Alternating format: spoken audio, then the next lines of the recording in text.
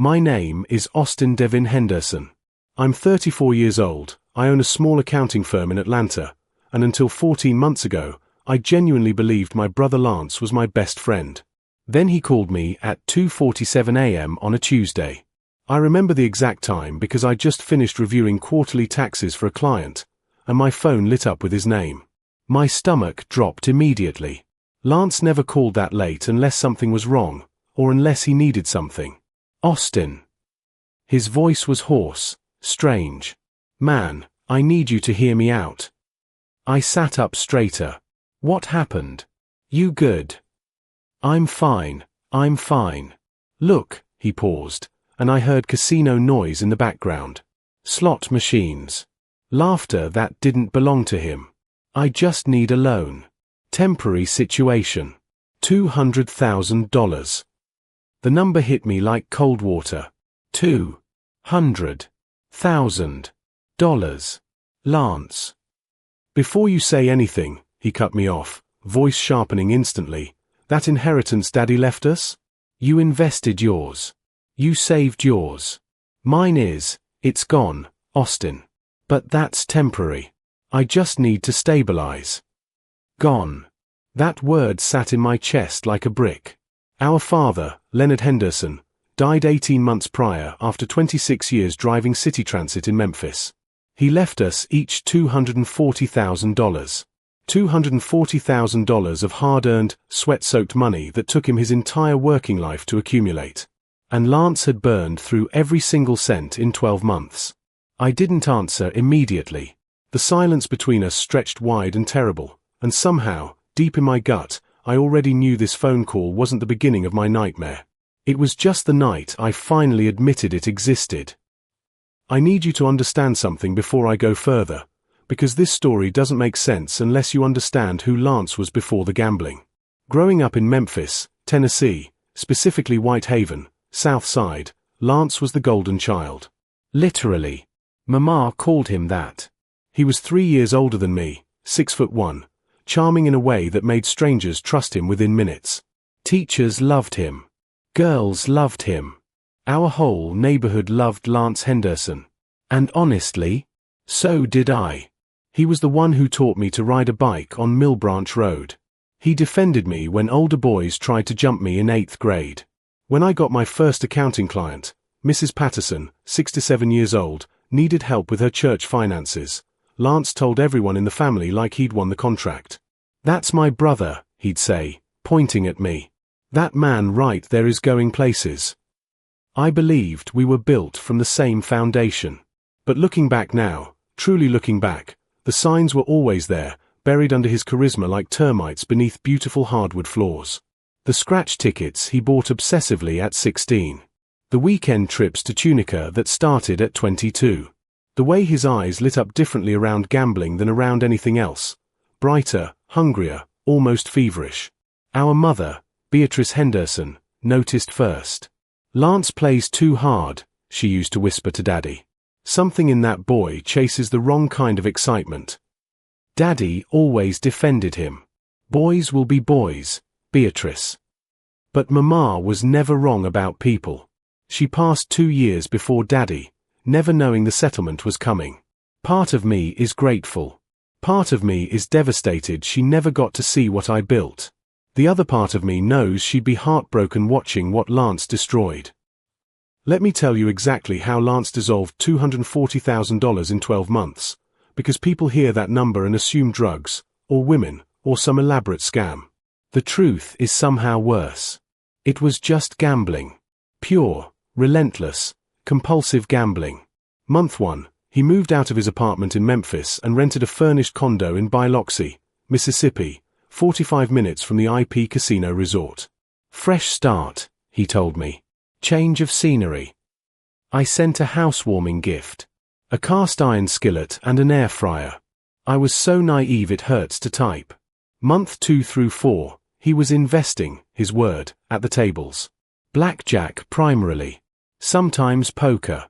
He called me regularly, sounding upbeat, talking about systems and pattern recognition. I asked questions I didn't push hard enough on. Month 5, he stopped calling as regularly. Month 6, I found out through our cousin Reggie that Lance had lost $60,000 in a single weekend at the Bow Rivage in Biloxi. I called him immediately. "It's a setback," Lance said flatly. "I'll recover." "Lance, that's 60,000. "Austin, I didn't call you for a lecture." He hung up. Months 7 through 10, radio silence, punctuated by brief, cheerful text messages that I now recognize as performance.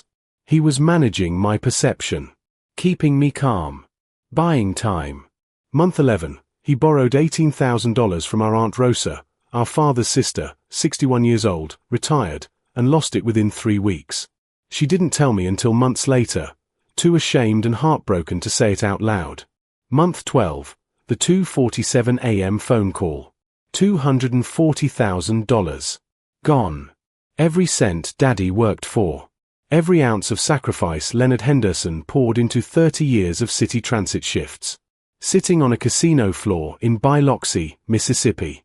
And now Lance wanted my $200,000. I sat in my home office, staring at spreadsheets I suddenly couldn't read, feeling something I'd never quite felt before, the cold, precise sensation of watching someone you love become a stranger. I told Lance no. Not cruelly. Not coldly. I told him I loved him, that I was genuinely worried about him, that I thought he needed professional help for gambling addiction, and that giving him $200,000 would be enabling a disease, not helping a brother. He was quiet for 11 seconds. I counted. Then he said, "All right, Austin. All right." And hung up. I didn't sleep that night. I laid in my bed in my house in Buckhead, Atlanta, a house I'd bought at 31 because I'd saved, because I'd planned, staring at the ceiling, second-guessing every word. 3 days later, our family group chat, Henderson Family Strong, lit up like a Christmas tree. Lance had sent a message. Long, detailed. Crafted. He'd clearly spent time on it. I hate to air personal business, but I'm in a real crisis, and my own brother Austin refuses to help me. He's sitting on over $200,000 from Daddy's inheritance and won't loan me a single dollar. All I need is a hand up from family. But I guess money changes people. My phone started vibrating immediately. Aunt Rosa, "Austin baby, is this true?" Our cousin Irene, "Damn Austin, really?" Family supposed to come first. Uncle Roy, Daddy's oldest brother, 73 years old, a man I deeply respected, wrote, "Leonard would be disappointed in this." That one hit different. My hands were literally shaking. Because not one of them knew about Aunt Rosa's $18,000. Not one of them knew Lance had been lying to all of us for over a year. Not one of them knew the full story. And Lance knew exactly what he was doing. He hadn't asked me for help. He'd gone to war. What I haven't told you yet is that Lance had a girlfriend named Vanessa Briggs. Vanessa was 31, originally from Jackson, Mississippi, and she'd been with Lance for about 8 months before the inheritance ran out. She was smart, genuinely, impressively smart. Paralegal by day, took evening classes toward her law degree.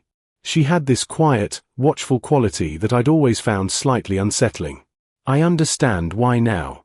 When the family chat exploded, Vanessa started calling me directly. Not Lance. Me. "Austin, I know this situation is complicated," she said, voice smooth and measured. "But Lance is in a really dark place. I'm scared for him. Genuinely scared." Something about her tone made me pause. "What does that mean, Vanessa? Scared how?" "He's been talking about how he can't see a way forward. I just think having his brother's support, even partially, could make a real difference." I felt the manipulation even as I heard it. She wasn't describing a man in crisis.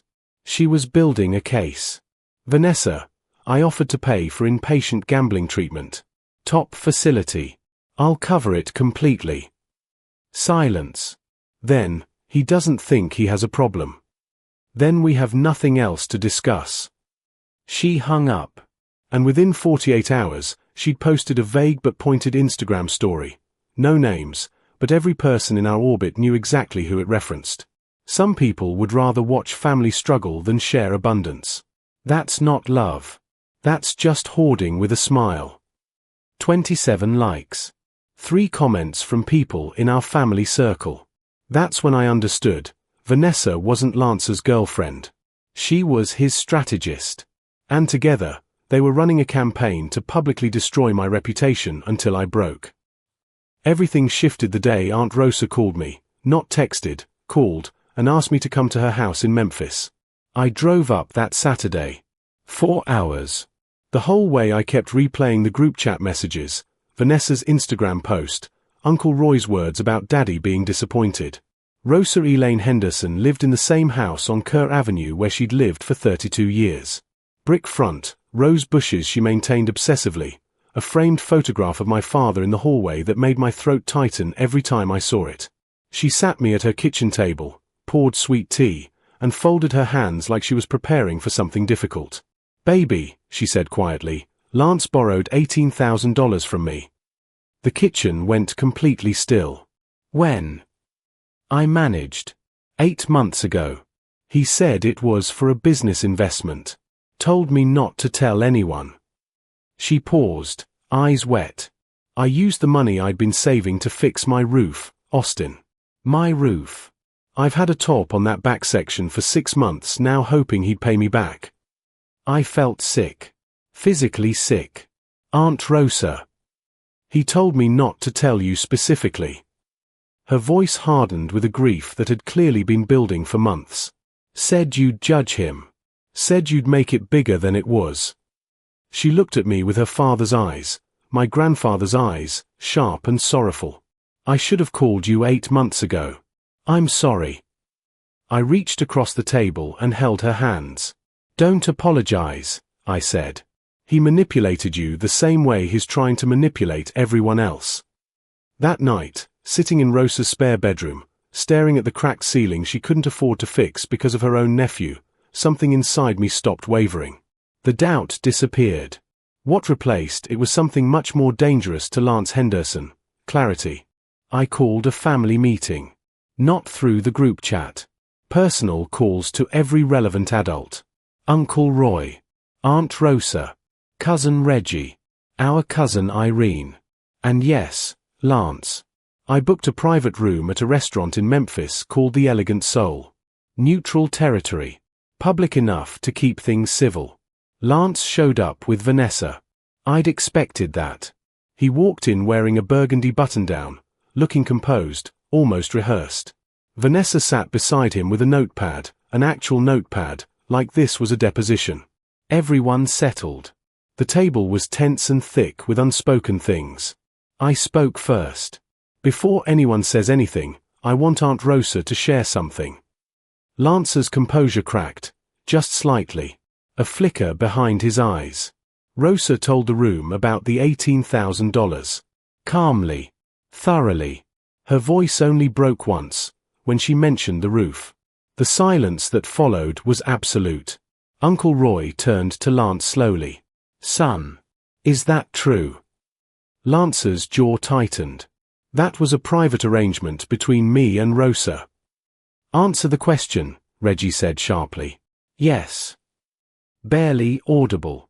Irene, who'd been the loudest voice in the group chat calling me selfish, put her hand over her mouth. I laid out everything else then. The timeline. The $240,000 in 12 months. The biloxy condos. The pattern of managing our perceptions while the money burned. Vanessa tried to interject twice. Uncle Roy silenced her both times with a look. By the time I finished, Lance wasn't looking at anyone. He was staring at the table, jaw tight, shoulders rigid, not with remorse. With fury. Because his narrative had just collapsed in front of every person he'd weaponized against me. And deep down, we both knew what came next would be worse. Here's the twist I didn't see coming. 3 days after the restaurant meeting, Reggie called me. Not Lance, not Vanessa, Reggie, who'd always been the quiet, steady cousin who stayed out of drama. "Austin, man. I need to tell you something. I should have said it a long time ago." "Talk to me, Reg." Long pause. Lance wasn't gambling alone. Not all the time. My chest tightened. "What does that mean?" "There's a man named Calvin Reeves. He runs a private poker operation out of a warehouse near Lamar Avenue. High stakes. Mostly off the books. Reg's voice dropped lower. Calvin has been specifically targeting guys who come into sudden money. Inheritance money. Settlement money. He's done it before. I know 2 other guys who lost everything through his operation. I sat forward slowly. Reggie, how do you know this? Another pause. Longer. Because Calvin approached me when Daddy's brother Raymond passed and left me $40,000 last year. I almost went. I went twice, actually. Then I saw what it was doing to the guys in that room and I walked away. His voice tightened. I should have warned Lance. I knew he was going to buy Loxy. I should have. Reggie, this isn't on you. I still feel responsible. Don't. I stood up, pacing my home office. Tell me everything you know about Calvin Reeves. Because suddenly the story had a new dimension. Lance wasn't just a gambling addict who'd made selfish choices. He was also, at least partially, a target, a man with predatory forces accelerating his worst impulses. That didn't absolve him. Not even slightly. But it changed what justice looked like. I have an accounting firm. I understand money, documentation, paper trails, and the quiet power of organized information. Within 2 weeks of Reg's revelation, I'd retained an attorney, a woman named Dana Whitfield, sharp as a blade, licensed in Tennessee and Mississippi, and I began quietly documenting everything Reggie shared about Calvin Reeves. I wasn't doing this to save Lance. I was doing this because Calvin Reeves had likely done this to other families. Other Austins sitting in other home offices at 2:47 a.m. wondering where their brother went. Meanwhile, Lance had gone completely silent toward me. The family group chat had quieted after the restaurant meeting, but the damage to my reputation still lingered in corners. Side conversations, whispered doubts, the social residue of Lance's campaign. Vanessa, however, escalated. She posted a full paragraph on Instagram, still without naming me directly, but anyone paying attention connected the dots. Watching someone weaponize accountability to avoid basic human compassion is a very specific kind of cruelty. Some people use logic as a shield so they never have to feel anything. 41 likes. I screenshotted it. Sent it to Dana. Said nothing publicly. But something unexpected happened. A woman named Brianna Hughes, a therapist with a modest but respected social media following, commented directly on Vanessa's post, also without naming anyone. Accountability isn't cruelty. Enabling a gambling addiction with $200,000 is cruelty to the addict. Some people think love means suffering alongside someone instead of insisting they get help. The comment got more engagement than the original post. By the end of that week, 4 members of our family had privately messaged me apologies. Irene's message said simply, "I didn't have the full picture. I'm sorry, Austin. I'm sorry." I held my phone and exhaled something I'd been holding for weeks. 6 weeks after the restaurant meeting, Lance called me again. Not at 2:47 a.m. this time. At 4:15 on a Wednesday afternoon, while I was in a client meeting. I saw the notification and excused myself. His voice was unrecognizable. Not performative. Not calculating. Just hollow, like someone had removed everything from inside him. "I got evicted from the Buy Loxy condo," he said. "I'm staying at a Motel 6 outside Gulfport." Vanessa left. I didn't speak. She took her car and her stuff and left me a note. 3 sentences. He laughed bitterly, a sound completely absent of joy. 3 sentences after 8 months. Lance. I owe money, Austin. Not to a casino. To Calvin's operation. Private debt. The kind that doesn't care about your feelings. My stomach went cold. How much? 22,000. I closed my eyes. Are you safe right now? Brief pause. Honestly, I don't know. And right there, right in that specific moment, the brother I'd loved my entire life broke through every layer of manipulation and performance and desperation, and I heard him again. Raw and real and terrified. "Listen to me carefully," I said. "I'm not sending you $22,000. But I am calling Dana Whitfield right now, and we are getting ahead of this Calvin Reeves situation together. And when that's handled, I am personally driving to Gulfport and taking you to a treatment facility I've already researched." Silence. Then, quietly, "Why would you do that after everything?" "Because Daddy raised both of us," I said. "And I'm honoring that. Not the version of you that tried to destroy me." He cried. First time I'd heard Lance cry since our mother's funeral. Dana Whitfield was worth every dollar. Working with information from Reggie, who agreed to cooperate fully, and 2 other families Calvin Reeves had victimized who came forward once word got out, Dana built a case that she handed to the Tennessee Bureau of Investigation and Mississippi Gaming Commission simultaneously. Calvin Reeves ran an unlicensed gambling operation.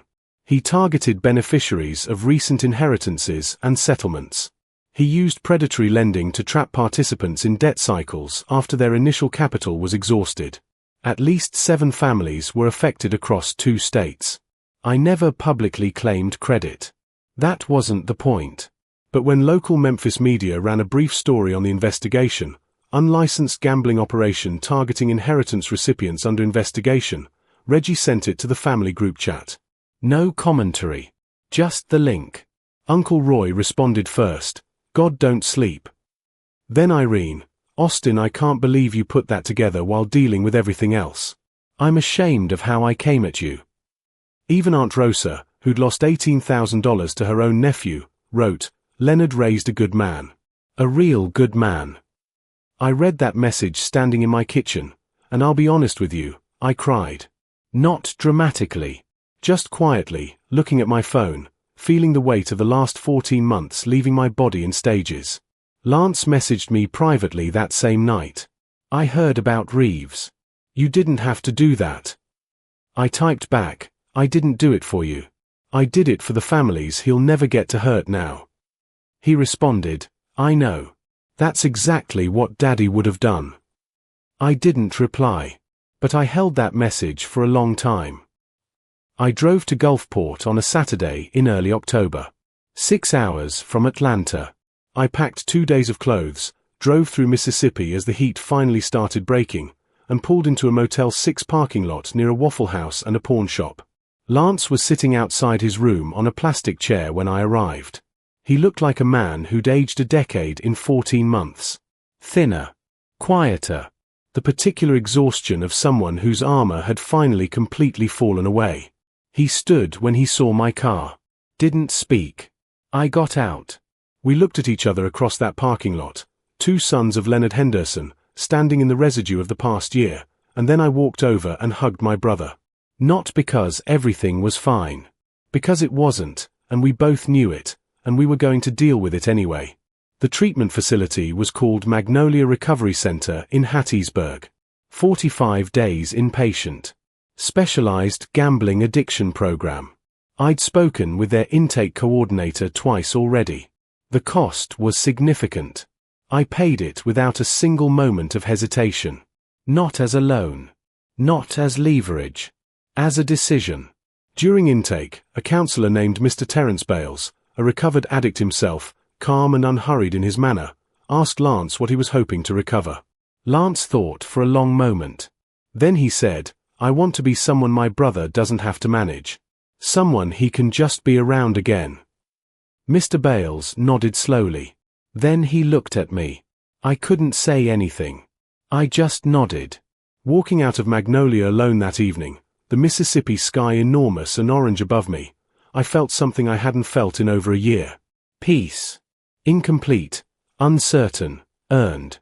But peace. Lance completed his 45 days at Magnolia Recovery Center. He didn't come out fixed. Recovery isn't a destination, it's a daily decision, and Mr. Bales had been very clear about that. But he came out present in a way he hadn't been in years. He moved into a sober living house in Memphis, got a job at a logistics company through a connection Uncle Roy made quietly, and started attending Gamblers Anonymous 3 times a week. He called me every Sunday. Short calls, at first. 20 minutes. Careful and honest in the way people become when they've stopped performing. He repaid Aunt Rosa first. Not all at once, $500 a month. Consistent. No excuses. Rosa told me she cried the first time the transfer came through. Not because of the money. Because she recognized her nephew in the gesture. Vanessa Briggs disappeared from our orbit entirely. No dramatic exit. No final Instagram post. She simply stopped existing in our story, which told you everything you needed to know about why she'd been in it. Calvin Reeves faced formal charges. The investigation was ongoing as of my last update. I leave that to the justice system and spend exactly zero emotional energy on him.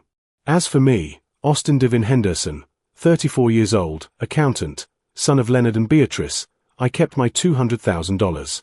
Every cent. I've invested it the way Daddy would have respected. And I sleep fine. Not because I stopped loving Lance, but because I learned the difference between love and surrender. Between helping someone and dissolving yourself to accommodate their destruction. Daddy drove a city bus for 26 years so his sons could have choices. I chose accountability. I chose boundaries. I chose survival. And I chose my brother, the real one, underneath everything, enough to fight for him the right way. That's not selfish.